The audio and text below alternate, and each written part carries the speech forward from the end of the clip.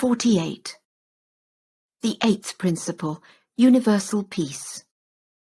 4 Avenue de Camoins, Paris.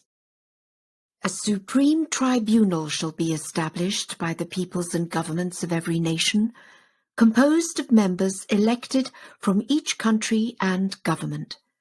The members of this great council shall assemble in unity.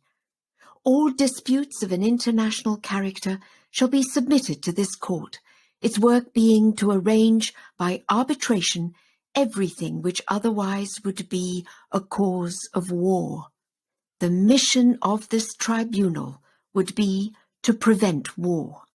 One of the great steps towards universal peace would be the establishment of a universal language. Baha'u'llah commands that the servants of humanity should meet together and either choose a language which now exists or form a new one. This was revealed in the Kitab al-Aqdas 40 years ago. It is there pointed out that the question of diversity of tongues is a very difficult one. There are more than 800 languages in the world, and no person could acquire them all. The races of mankind are not isolated as in former days. Now, in order to be in close relationship with all countries, it is necessary to be able to speak their tongues. A universal language would make intercourse possible with every nation. Thus, it would be needful to know 2 languages only, the mother tongue and the universal speech. The latter would enable a man to communicate with any and every man in the world.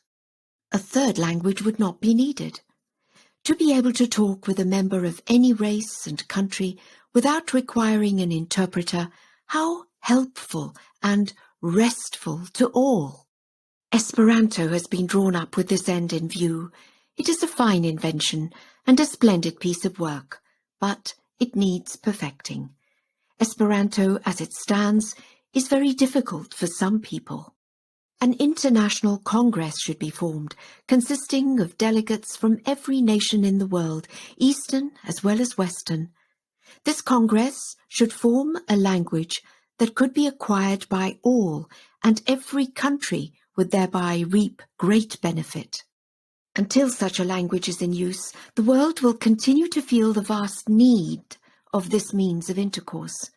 Difference of speech is one of the most fruitful causes of dislike and distrust that exists between nations, which are kept apart by their inability to understand each other's language more than by any other reason.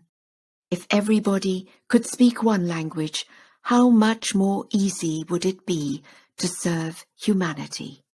Therefore, appreciate Esperanto, for it is the beginning of the carrying out of one of the most important of the laws of Baha'u'llah, and it must continue to be improved and perfected.